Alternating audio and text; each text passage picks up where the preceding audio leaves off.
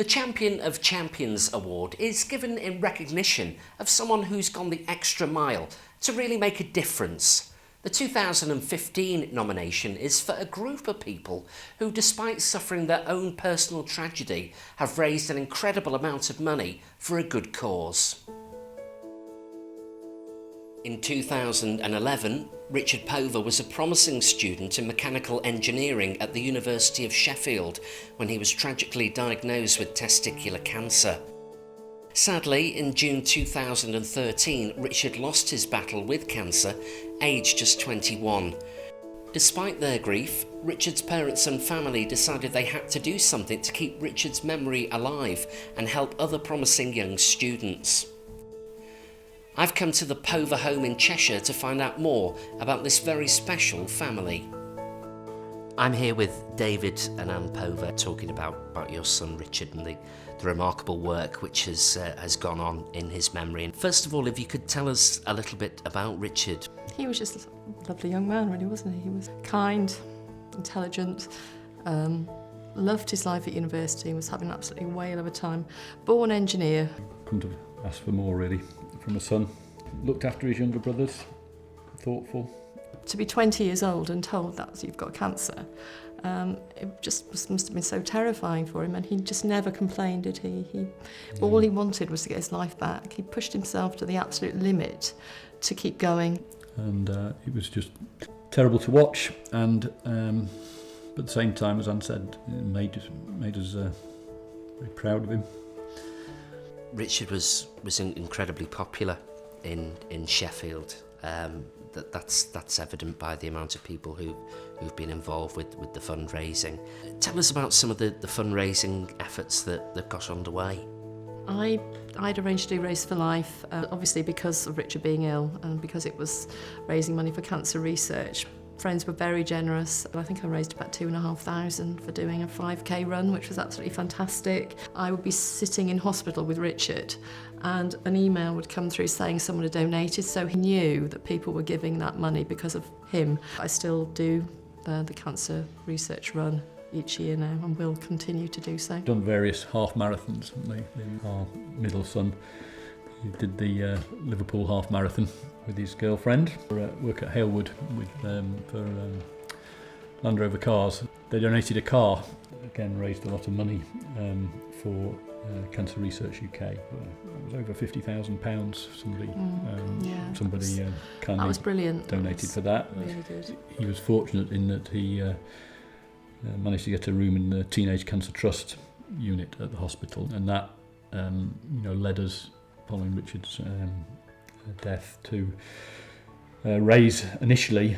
money towards the Teenage Cancer Trust unit, because they really helped Richard get the most out of the time that he had. Richard's friends and ourselves involved in actually walking from Sheffield to Tarpley in overnight, effectively, in 24 hours. Which is a little bit ambitious. 56 miles walk. So his friends, particularly one of his friends, Steve, he was the main organiser, and most of them walked 50 miles. I did 25, which is the most I've ever walked in my life in one go. But two of them did the full distance. We really appreciated it. It was a huge effort. The lasting legacy then is one of a scholarship set up in Richard's name. Can you tell me about that and how that works? Because he loved it so much at Sheffield, we wanted to do something in his department that would help other people, but that would be keeping his memory alive. And so when I spoke to the university, when they said that if we could raise a minimum of £10,000, they could make this an annual award that would just go on forever.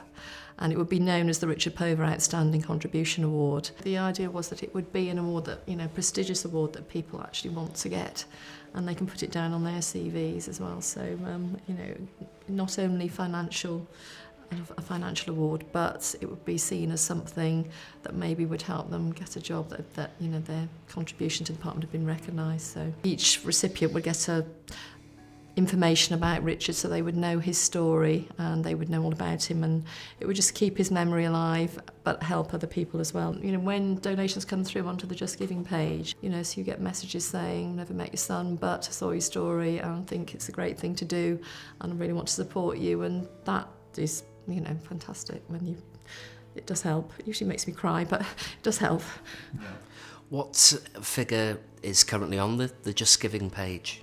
I think at the moment 16,000. I think we've got 15,500-ish, something like that now. Wow. So, there's a lot more fundraising and events to do.